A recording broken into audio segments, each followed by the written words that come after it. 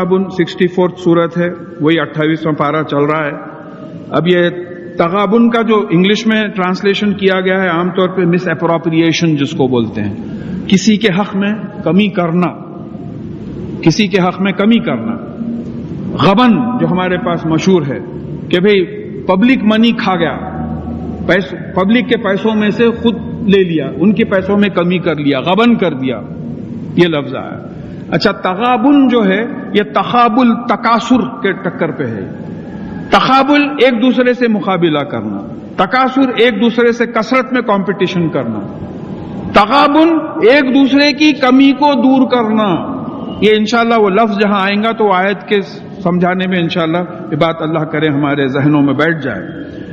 اچھا پھر اس کے بعد میں یہاں سے بسم اللہ الرحمن الرحیم، اللہ کے نام سے جو رحمان ہے فائدہ پہنچانے والا ہے، رحیم ہے رحم کرنے والا ہے، ترس کھانے والا ہے.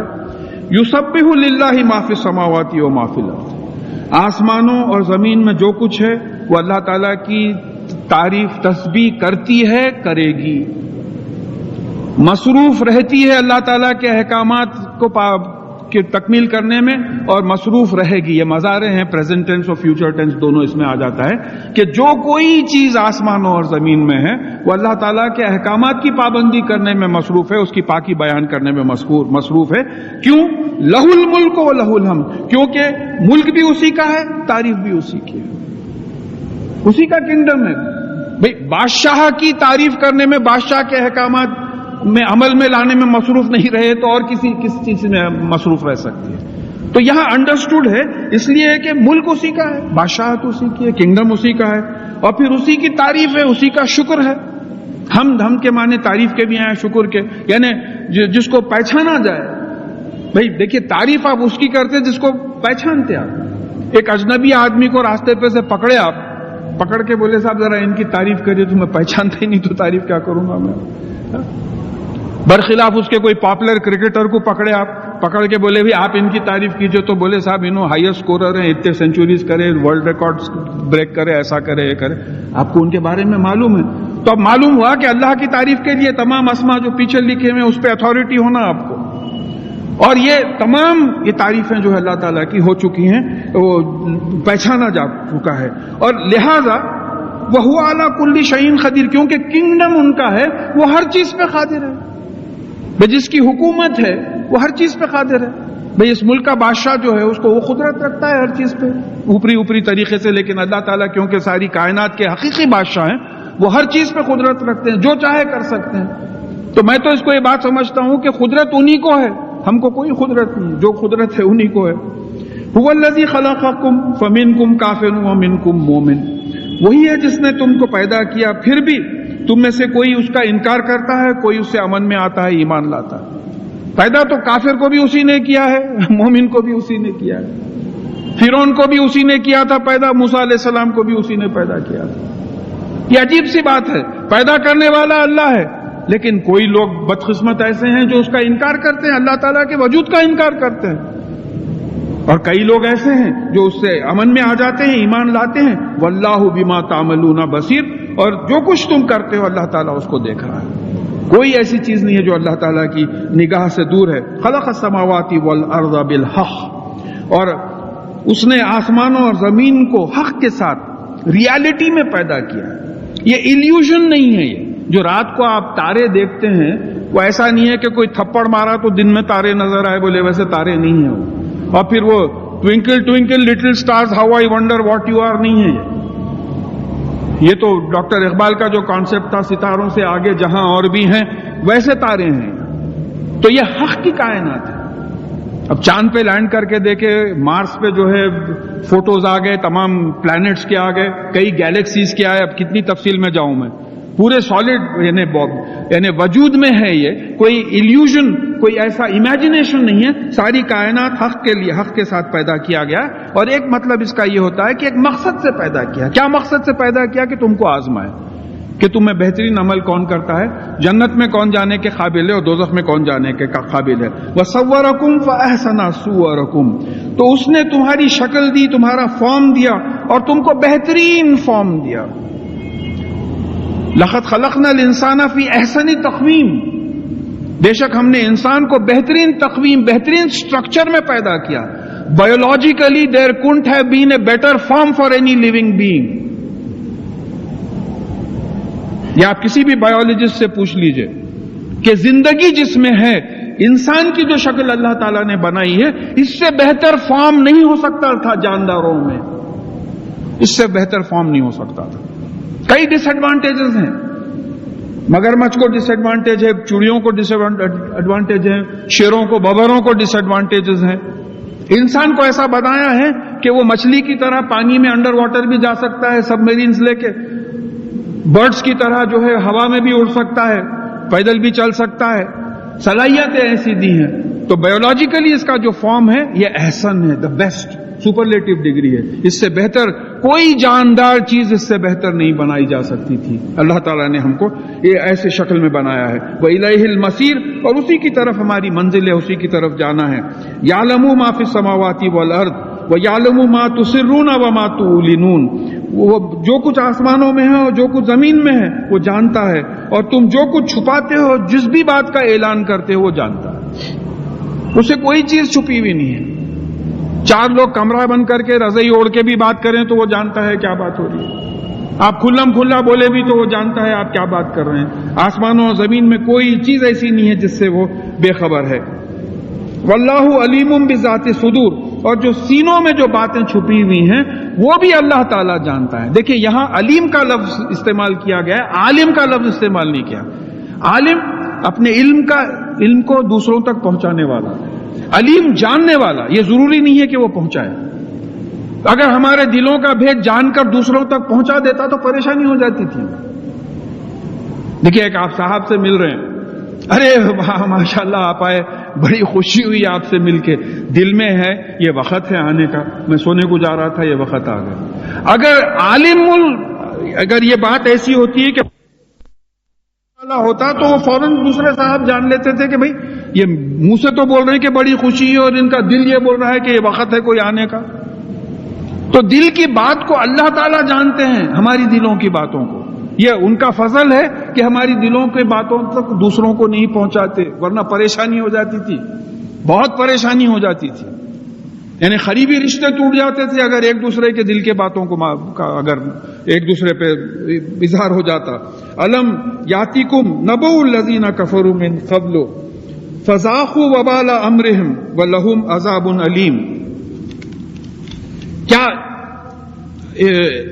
تمہارے پاس وہ لوگ جو پہلے کفر کر چکے ہیں ان کی خبریں نہیں آئی؟ انہوں نے اپنے معاملے کے انجام کا نتیجہ چکھ لیا اور ان کے لیے جو ہے ایک تکلیف دہ عذاب ہے. ابھی یہ فرعون ہے، فرعون کی قوم ہے، لوط علیہ السلام کی قوم ہے، صالح علیہ السلام کی قوم ہے. یہ تمام لوگوں کے واقعات تمہارے پاس نہیں آئے کیا؟ تو ان کو دنیا میں بھی عذاب دیا گیا، کسی کو ڈبا دیا گیا، کسی پہ زلزلہ آیا، کسی پہ آندھی طوفان چھوڑ دیے گئے. تو تم نے یہ دیکھ لیا ہے، اور پھر آخرت میں ان کو عذاب علیم، تکلیف دہ عذاب ہونے والا ہے. ذالک بأنہ کانت تاتیہم رسولہم بالبینات فقالوا بشر یہدوننا. یہ اس لیے کہ ان کے پاس ان کے رسول آئے کھلے ہوئے ثبوت لے کر، لیکن انہوں نے کہا کہ کیا ایک انسان جو خبر دینے والا انسان ہے وہ ہم کو راستہ دکھائے گا؟ ان کا تقاضا یہ تھا کہ فرشتوں کو کیوں نہیں بھیجتے. دیکھیے یہ قوموں کی تباہی کیوں ہوئی؟ اللہ تعالیٰ بڑے انصاف پسند ہیں، ظلم نہیں کرتے. انہوں نے رسولوں کو بھیجا، انہی کے قوم میں سے ان کے کسی آدمی کو اٹھایا اور ان کو رسول بنا کے بھیجا.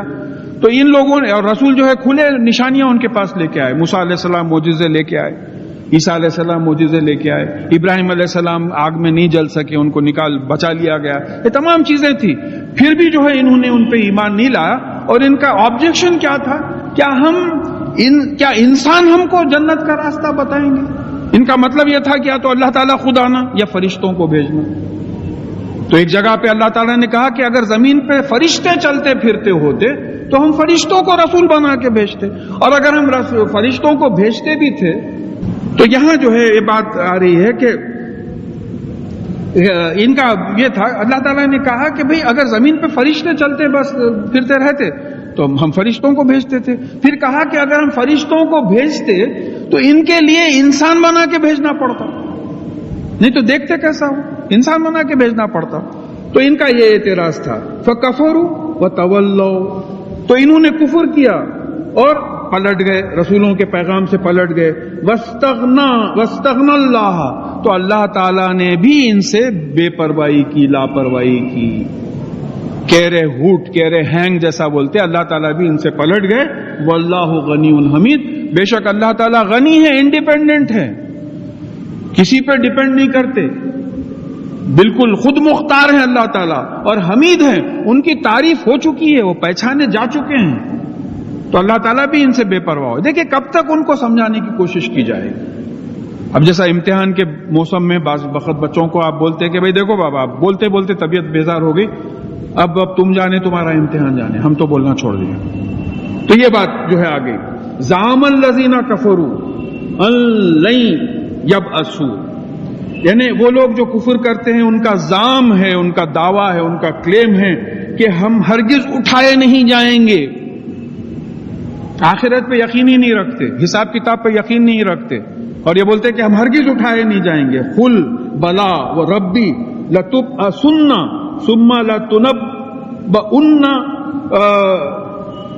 بما عملتم، ان سے کہو کہ کیوں نہیں، میرے پالنے والے، میرے مالک اللہ کی قسم کہ تم ضرور اٹھائے جاؤ گے اور تم ضرور انفارم کیے جاؤ گے، خبر دیے جاؤ گے جو کچھ تم عمل کرتے تھے.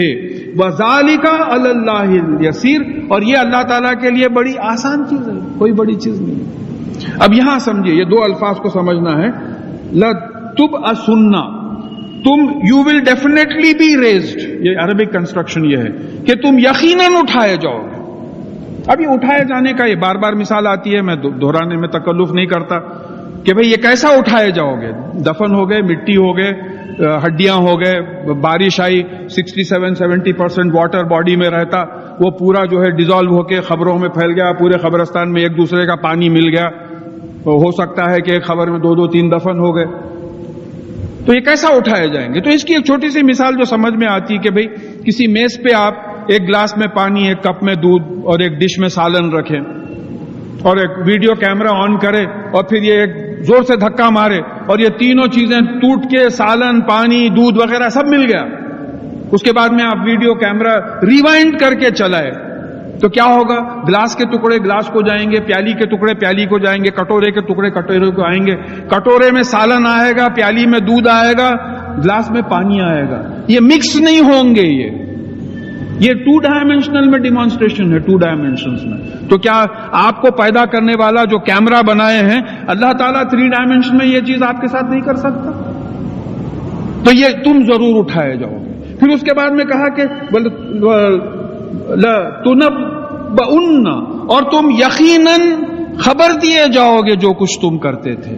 اب یہ خبر دینے کے لیے کیا انتظام کیا اللہ تعالیٰ؟ اللہ تعالیٰ خود اندر کی بات جانتا ہے، باہر کی بات جانتا ہے. پہلی اتھارٹی اللہ تعالیٰ نے فرشتوں کو لگا دیا ہے. جو بھی ہم بولتے ہیں، جو بھی عمل کرتے ہیں، فرشتے ریکارڈ کرتے ہیں. ہماری میموری، ہماری یادداشت ایسی ہے کہ ہم جو بھی عمل کرتے ہیں، جو بھی بات کرتے ہیں، یہاں تک کہ ہمارے 20-25 سال پہلے کے خواب تک ہماری میموری پہ ریکارڈڈ ہے. مجھے بعض وقت اپنے بچپن کے خواب یاد آتے کہ ڈر کے چمک کے اڑ جاتا تھا، چور آیا، چوری کرا. یہ اکثر بچوں میں ہوتا ہے کہ وہ خواب بھی یاد ہے. ایسی میموری ہے. تو اگر ہماری میموری اللہ تعالیٰ اپنے کمپیوٹر پہ ہماری میموری چپ لگا کے چلا دے تو کیا ہم اپنی میموری کو، ہم اپنی یادداشت کو جھٹلا سکیں؟ سوال ہی نہیں پیدا ہوتا. تو بول رہے ہیں کہ دیکھو ہم اٹھائیں گے بھی اور تم کو انفارم بھی کریں گے، اور یہ اللہ تعالیٰ پہ بڑا آسان ہے. فآمنوا باللہ ورسولہ والنور الذی انزلنا. تو پھر اب یہ سب جان لیے ہیں تو پھر اللہ سے امن میں آ جاؤ اور اس کے رسول صلی اللہ علیہ وسلم سے امن میں آ جاؤ. اللہ پہ ایمان لا لو، رسول صلی اللہ علیہ وسلم پر ایمان لا لو، اور وہ نور، وہ قرآن جو ہم نے نازل کیا ہے اس سے امن میں آ جاؤ، اس پہ ایمان لا لو. اس کا مطلب کیا ہے کہ اس پہ عمل کرو. اللہ کی باتوں پہ ویسے ہی عمل کرو جیسے رسول اللہ صلی اللہ علیہ وسلم نے بتایا ہے. اللہ تعالیٰ کی باتیں قرآن میں موجود ہیں. قرآن کو نور کہا گیا ہے. نور کیوں کہا گیا ہے؟ نور روشنی کو بولتے ہیں. اور آپ کو معلوم ہے کہ رات کے وقت کبھی پاور فیلئر ہو گیا تو کس طریقے سے اندھیرے میں ہم گرتے پڑتے، مار کھاتے، بعض وقت لوگوں کی ہڈیاں بھی ٹوٹ جاتے ہیں. تو یہ باہر کا نور ہے، ہم ٹھوکر کھا رہے ہیں. یہ قرآن اندر کا نور ہے. یہ نور جب تک نہیں رہے گا ہم ہماری زندگیوں میں ٹھوکریں کھاتے رہیں گے. تو اللہ تعالیٰ نے آخرت کو روشن کرنے کے لیے دنیا میں یہ قرآن کا نور بھیجا ہے کہ یہ نور آخرت میں بھی کام آئے گا اور جنت میں جو ہے لے جانے کا باعث بنے گا. تو اس پر ایمان لاؤ، اس پہ امن میں آ جاؤ. واللہ بما تعملون خبیر، اور جو کچھ تم کرتے ہو اللہ تعالیٰ اس کی خبر رکھتا ہے. یوم یجمعکم لیوم الجمع ذالک یوم التغابن، یعنی ایک دن سب کو جمع کیا جائے گا، یہ جو ہے جمع کرنے کا دن ہے. یعنی اگلے پچھلے آدم علیہ السلام سے لے کے ان کی اولاد میں آخری جو پیدا ہو کے مرے گا اور اٹھے گا، پورے اس دن جمع ہوں گے. ذالک یوم التغابن، یہ ہے تغابن کا دن، یہ ہے غبن کا دن. یہ تغابن کیا ہے؟ ایک دوسرے سے غبن کرنا. تغابن کیا ہے؟ کہ ہار اور جیت کا دن ہے. یہ ایک دوسرے کی کمی، اللہ تعالیٰ کے حقوق میں جو کمی ہوئی وہ پوری کی جائیں گے، دوزخ میں سزا ملے گی.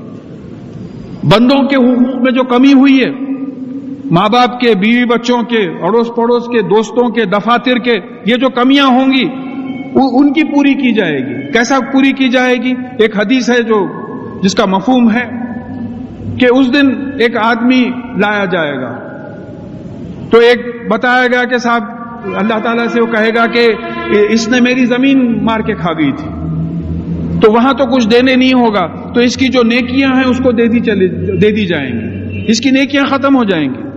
پھر اس کے بعد میں کوئی اور صاحب آئیں گے، آ کے وہ بتائیں گے کہ صاحب اس نے میرے ساتھ یہ ناانصافی کی تھی، تو اس کے پاس تو نیکیاں ہیں نہیں، تو ان کے گناہ ان پہ لاد دیے جائیں گے. یہ تغابن ہے. کمی ان کی جو دنیا میں کمی کی گئی تھی وہ پوری کی جائے گی. تو بعض وقت خیال آتا کہ یا اللہ یہ نماز، یہ روزے، یہ تمام جو عبادتیں ہو رہی ہیں نہیں معلوم کس کے لیے کر رہے ہیں، کہ کن سے ناانصافی ہو رہی پتہ نہیں. کہ اللہ تعالیٰ کے حقوق میں کمی ہو رہی ہے، بندوں کے حقوق میں کمی ہو رہی ہے، تو وہ تغابن کا دن جو ہوگا یہ دے دیا جائے گا. کمی نہیں ہوگی برابر. جو اس دن یعنی مطلب یہ ہے کہ جو ایمان اور عمل لے کے آئے گا اس کے ایکسچینج، ڈے آف ایکسچینج، جو ایمان اور عمل لے کے آئے گا اس کو جنت دی جائے گی، جو کفر اور گناہ لے کے آئے گا اس کو دوزخ دی جائے گی. تو یہ لین دین کا دن ہے. کچھ عجیب مصروفیت ہوگی. یہ آپ کے سینسیکس کا کون سا بازار ہوتا ہو،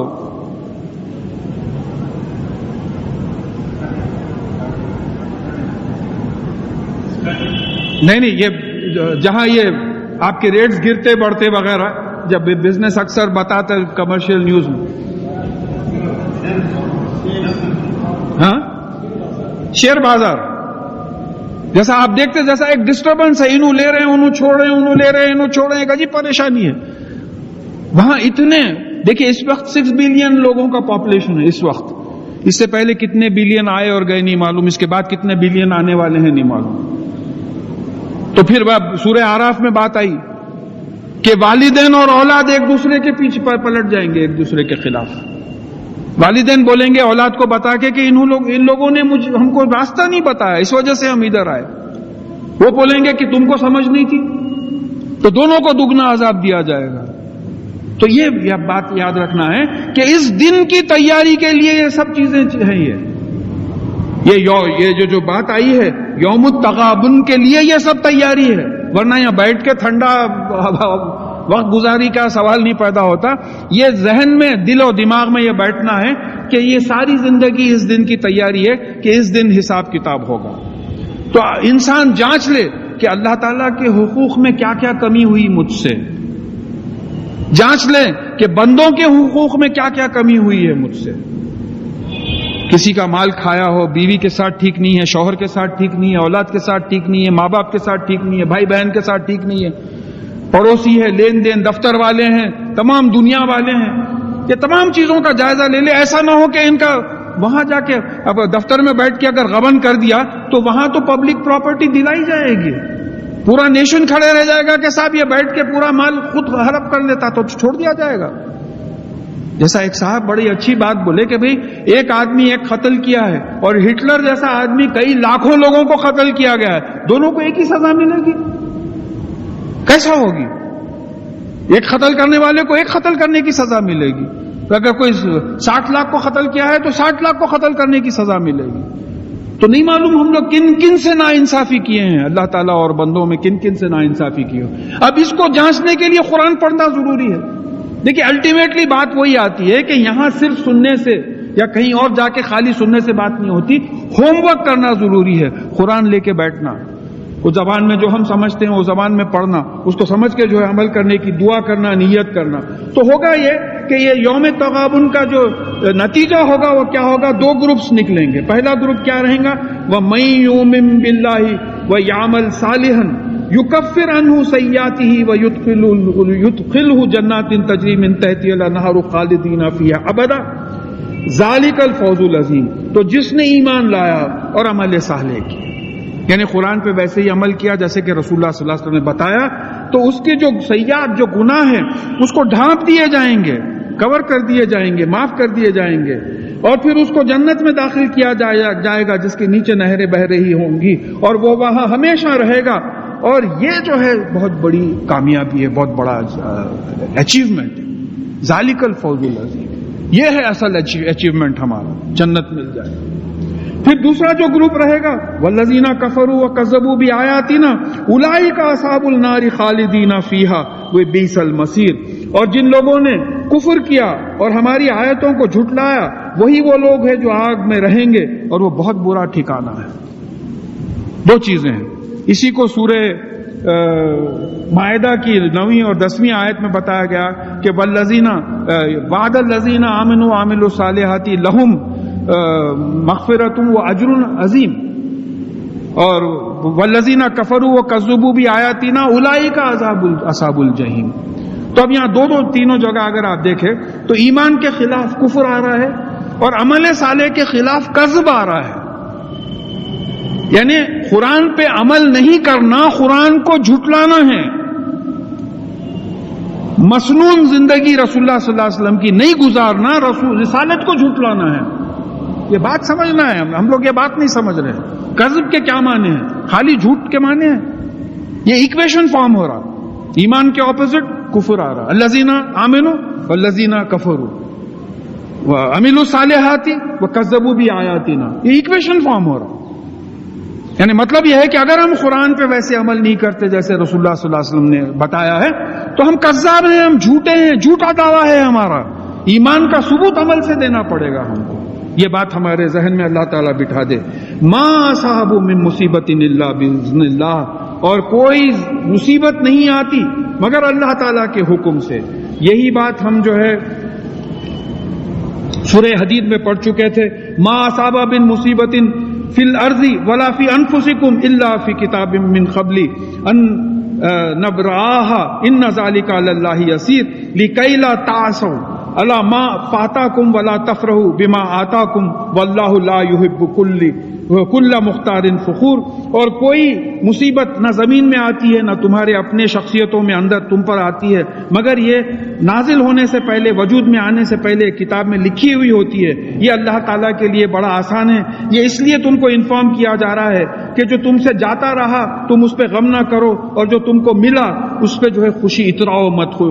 اور بے شک اللہ تعالیٰ جو ہے جو اتراتے ہیں، فخر کرتے ہیں، ان کو پسند نہیں کرتا۔ تو یہاں یہ بات معلوم ہوئی کہ جو بھی مصیبت آتی ہے اللہ تعالیٰ کی حکم سے آتی ہے، اللہ تعالیٰ کی اجازت سے آتی ہے، اپنے سے نہیں آ سکتی۔ پھر یہ تقدیر کا مسئلہ چھڑ جاتا ہے کہ یہاں پچھلی آیت میں معلوم ہوا کہ ہر چیز اللہ تعالیٰ نے لکھ دی ہے۔ اب دیکھیں اس بات کو پھر اور ایک جگہ سورہ فرقان میں ہم پڑھ چکے ہیں کہ خلق کل شیء فقدرہ تقدیرا، ہر چیز اللہ تعالیٰ نے پیدا کی اور پھر اس کی تقدیر مقدر کر دی، فکسڈ ہے۔ ہر خبر، ہر امر فکسڈ ہے، سورہ قمر میں پڑھ چکے ہیں۔ تو اب یہاں یہ بات سمجھنا ہے کہ تقدیر کیا چیز ہے۔ تقدیر اللہ تعالیٰ کا علم ہے کہ یہ چیز کیا کرے گی، وہ ہمارے پہ کمپلشن نہیں ہے کہ ہم ایسا کرنا چاہیے، وہ ہم کو چھوڑ دیا۔ اس کی مثال ایک ذہن میں آئی، اللہ کرے کہ بات ہم لوگوں کے ذہن میں بیٹھ جائے کہ بھئی امتحان کا زمانہ چل رہا ہے، ایک کلاس ٹیچر ہیں، انہوں ایک بچہ فرسٹ آتا ہے اس کے بارے میں لکھ دیے ہیں کہ he will get a first class in the SSC examination, اور ایک بچہ ہمیشہ لاسٹ آتا ہے، ان کے بارے میں لکھ دیے کہ he will feel in the SSC examination, یہ فیل ہوگا، وہ چٹھی خانے میں ڈال دیا۔ اب یہ دونوں بچوں کو نہیں معلوم کہ انہوں ایسا لکھ دیے ہیں، نہیں معلوم۔ اب ان کا کامیاب ہونا ان کی اپنی محنت پہ ہے، اگر وہ لاسٹ آنے والا بچہ بھی محنت کرا تو کامیاب ہو سکتا ہے، لیکن ان کا علم اتنا پکا ہے، ان کو معلوم ہے کہ یہ نہیں کرے گا۔ مگر یہ جو بچہ نہیں پڑھ رہا ہے ان پہ یہ ماسٹر صاحب کا کمپلشن نہیں ہے، دباؤ نہیں ہے کہ مت پڑھو بلکہ۔ تو یہ بات سمجھنا ہے کہ قرآن ہمارے سامنے ہے، رسول اللہ صلی اللہ علیہ وسلم کی سیرت ہمارے سامنے ہے، احادیث ہمارے سامنے ہے، چوائس ہمارا ہے، ہم وہ لکھ دیے ہیں اللہ تعالیٰ، ہم کیا کریں گے وہ اپنے علم کے بنا پہ لکھے ہیں، وہ ان کا ڈپارٹمنٹ ہے۔ ہمارا ڈپارٹمنٹ کیا ہے؟ ہم کو کیا کرنا ہے؟ یہ قرآن پڑھنا ہے، سیرت پڑھنا ہے رسول اللہ صلی اللہ علیہ وسلم کی، اور پھر احادیث پڑھنا ہے، اور پھر ہم ایمان لا کے عمل کرنا ہے، اس کی ہم سے پوچھو گی۔ یہ کنفیوز نہیں ہونا ہے، تقدیر میں نہیں تھا صاحب کیا کریں گے، وہ تو آنے کے بعد معلوم ہوگا کہ تقدیر میں تھا۔ آج میں صبح پروگرام کر رہا تھا کہ انشاءاللہ یہاں آؤں گا، یہ پریپئر کر رہا تھا ایسا کروں گا، مگر میں آنے تک مجھے یقین نہیں تھا، اب یقین ہو گیا کہ ہاں میں صبح میں جو سوچا تھا وہ تقدیر میں پہلے سے تھا۔ تو بات یہ ہمارے ذہن میں رہنا ہے کہ کوئی چیز ہونے کے بعد معلوم ہوتا کہ یہ تقدیر میں تھا یا نہیں تھا، پہلے سے ہم بول ہی نہیں سکتے۔ تو پوچھ ہمارے ایمان اور عمل پر ہوگی، ہم کو جو ہے پریپیئرڈ رہنا پڑے گا، میں محنت کرنا پڑے گا۔ وَمَن يُؤْمِن بِاللَّهِ، تو جو کوئی اللہ پہ ایمان لاتا ہے، یہدی قلبہ، وہ اس کے دل و دماغ کو راستہ دکھاتا ہے جنت کا۔ جو اللہ پہ ایمان لاتا ہے، اللہ سے ایمان امن میں آ جاتا ہے، مان لیتا ہے کہ یہ آپ کی کتاب ہے، رسول اللہ صلی اللہ علیہ وسلم آپ کے رسول ہیں، میں یہ دو سورسز کو فالو کروں گا، تو پھر اللہ تعالیٰ کیا کرتے ہیں؟ اس کے دل و دماغ کو راستہ دکھاتے ہیں جنت کا۔ واللہ بکل شیء علیم، اور بے شک اللہ تعالیٰ ہر چیز کا علم رکھتے ہیں۔ وَأَطِیعُوا اللَّهَ وَأَطِیعُوا الرَّسُولَ، اور اللہ تعالیٰ کی اطاعت کرو اور رسول اللہ صلی اللہ علیہ وسلم کی اطاعت کرو، یعنی قرآن کی اطاعت کرو اور احادیث میں جو احکامات آئے ہیں ان کی اطاعت کرو۔ تھرڈ اتھارٹی قرآن میں نہیں دی گئی۔ جہاں مشورے کی بات آئی ہے، کہا کہ اگر اختلاف ہو تو پھر قرآن اور حدیث کو رجوع کرو، کہ یہ بات ذہن میں رکھیے، اس لیے کہ سورہ طلاق اگر ہم کچھ کر سکیں تو یہ بات ذہن میں رہنا ہے، اطیع اللہ و اطیع رسول، اللہ تعالیٰ کی اطاعت اور رسول اللہ صلی اللہ علیہ وسلم کی اطاعت، نو تھرڈ اتھارٹی۔ فَإِن تَوَلَّيْتُمْ فَإِنَّمَا عَلَىٰ رَسُولِنَا الْبَلَاغُ الْمُبِينُ، اور اگر تم پلٹ جاؤ اللہ کی اطاعت اور رسول اللہ صلی اللہ علیہ وسلم کی اطاعت سے پلٹ جاؤ تو ہمارے رسول کا کام صرف بات کو کھلی طور پہ پہنچانا ہے، ختم قصہ۔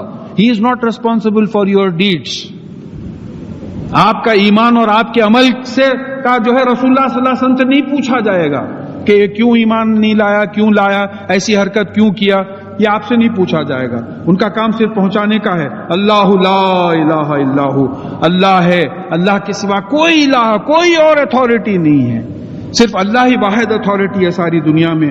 فعلی اللہ فلیتوکل المؤمنون، تو لہٰذا مومنون کو چاہیے کہ وہ اللہ تعالیٰ ہی پر بھروسہ کریں۔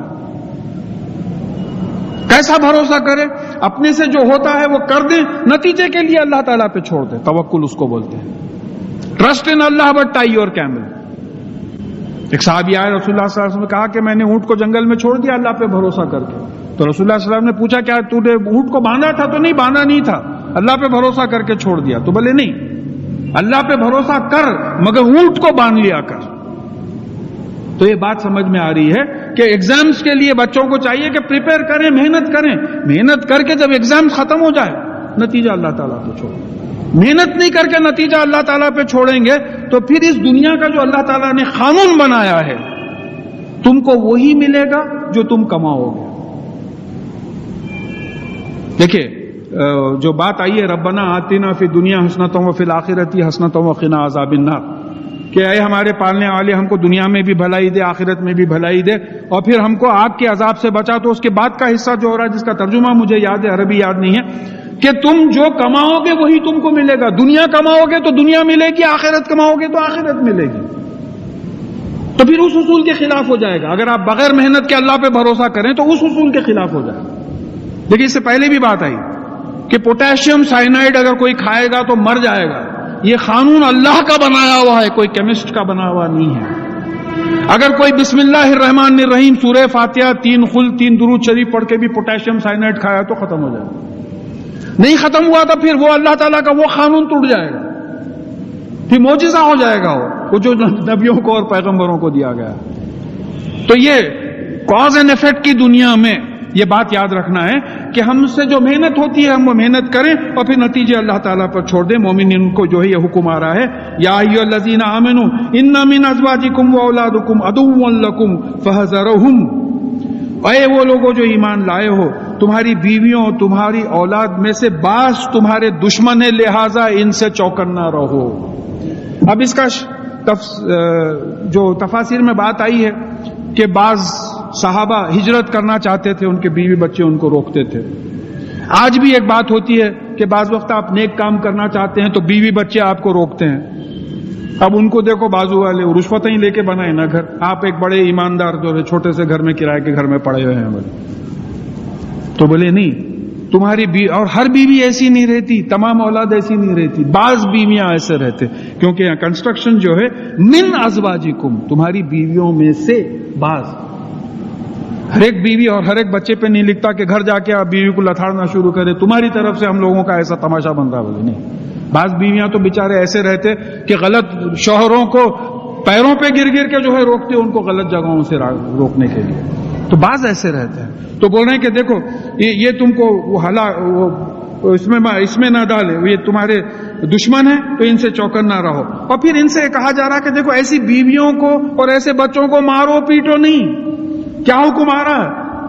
فَإِن تَعْفُوا, اگر تم ان کو معاف کر دو, وَتَصْفَحُوا, اگر درگزر کر دو, وَتَغْفِرُوا, اور ان کی سزا سے ان کو بچا لو, فَإِنَّ اللَّهَ غَفُورٌ رَحِيمٌ, تو بے شک اللہ تعالیٰ بھی تم کو گناہوں کی سزا سے بچانے والا, رحم کرنے والا ہے. مارو پیٹو نہیں بول رہے ہیں, معاف کرو, درگزر کرو, ان کو سزا سے بچا لو. یہ نہیں سمجھ رہے ہیں ابھی کہ دین کیا چیز ہے, دین اور دنیا میں جو ہے فرق نہیں محسوس کر سک رہے ہیں. تو اتنی آنےسٹ طریقے سے جو ہے اللہ تعالیٰ ہم کو ہر چیز سمجھا رہے ہیں کہ ایسا ان پہ مارم پیٹی مت کرو. پھر اس کے بعد میں یہ بھی آیت سمجھنے کی وہ ہے کہ انما اموالکم واولادکم فتنہ, بے شک تمہارے مال اور تمہاری اولاد فتنہ ہے. اب یہ فتنے کا لفظ فتنہ پیدا کر دیا. فتنہ عربی میں آزمائش کو بولتے ہیں. دیکھو تمہارا مال اور تمہاری اولاد تمہارے آزمائش کے لیے ہے کہ تم اپنا مال اور اولاد دین میں لگاتے ہو یا دنیا میں لگاتے ہو. کیا کامیاب لوگ ہیں جو اپنے مال اور اولاد کو دین میں لگا دیا, صحابہ تھے. فتنہ ہے, آزمائش ہے. ہم اس کو اردو کا فتنہ لے لیے, ارے وہ چھوکری فتنہ ہے حضرت. میں بالکل حیدرآبادی زبان میں اس لیے کہ دل میں بیٹھنا, دیکھیں میرا مقصد یہ رہتا چاہے میری زبان جیسی نکلے جو بھی ہو, بات دل و دماغ میں بیٹھنا, اثر کرنا.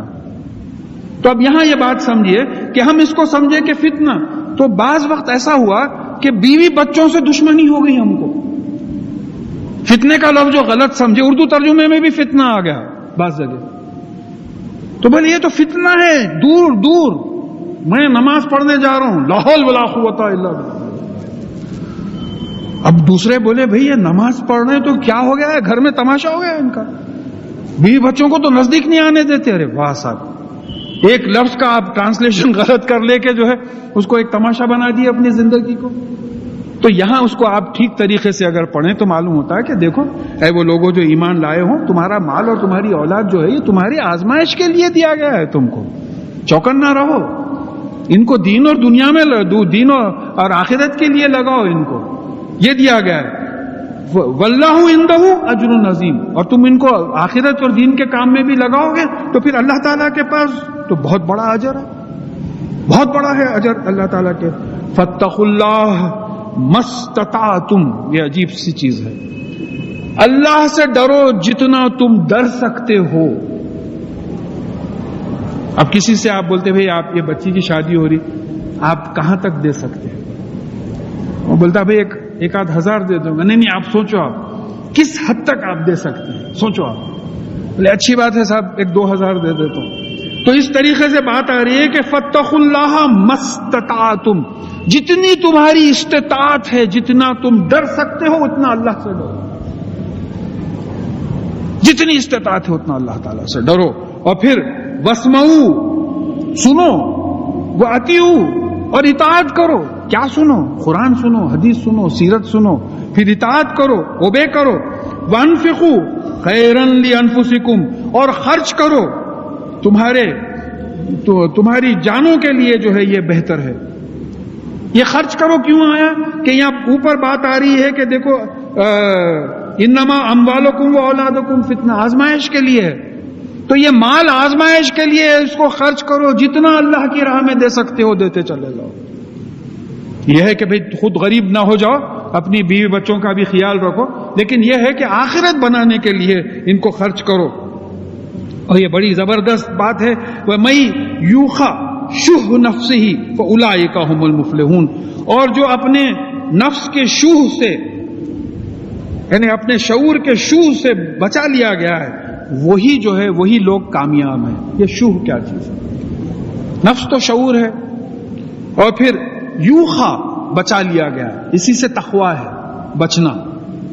فاتقوا النار، تو آگ سے ڈرو. فاتقوا اللہ، اللہ سے ڈر کر بچو.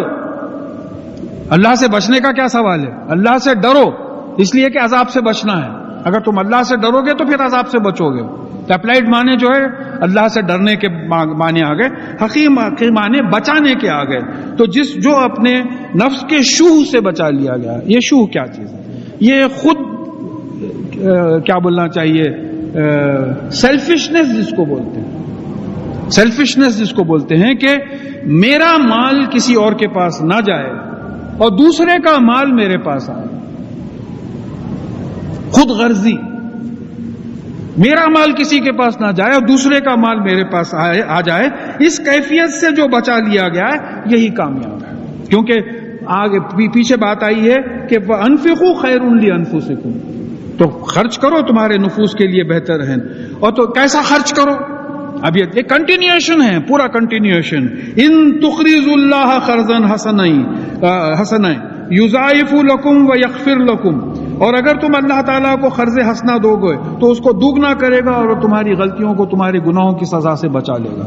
اب اللہ کو قرض دینے کی کیا بات آئی کہ بھئی اللہ کے راستے میں خرچنا، اللہ کے دین پہ خرچنا، غریب لوگوں پہ خرچنا، غریب رشتہ داروں پہ، اطراف کے لوگوں پہ جو ہے خرچنا، یہ اللہ تعالیٰ کا قرض ہے. اور پھر واللہ شکور حلیم، اور بے شک اللہ تعالیٰ ایکنالج کرنے والا ہے. یعنی شکر، دیکھیں آپ کسی آپ پہ کوئی احسان کرے تو آپ بولتے بھائی تھینک یو ویری مچ، شکریہ. یعنی میں ایکنالج کرتا ہوں، میں مانتا ہوں کہ یہ چیز آپ نے میرے لیے کی. تو اللہ تعالیٰ ایکسپٹ کرنے والا ہے، ایکنالج کرنے والا ہے، ماننے والا ہے. جو کچھ تم یہ خرچ کرو گے، اس کو قرض جو دو گے تو اس کو ایکنالج کرے گا، مانے گا اس کو. اور وہ حلیم ہے. حلیم کا مطلب کیا ہوتا ہے کہ سزا دینے کی طاقت رکھتے ہوئے بھی مہلت دینے والا ہے. وہ ایک بچہ ہے چپ آ کے یہاں کاڑی میرے کان کو لگا رہا، پلٹ کے دیکھا چھوٹا بچہ ہے، ایک مارا تو گر جائیں گا. اب میں جو ہے برداشت کر رہا ہوں، چھوڑو تھوڑی دیر کر لیں گا چلے جائیں گا. یہ حلیم ہے، یعنی میرے میں طاقت ہے اس کو سزا دینے کی.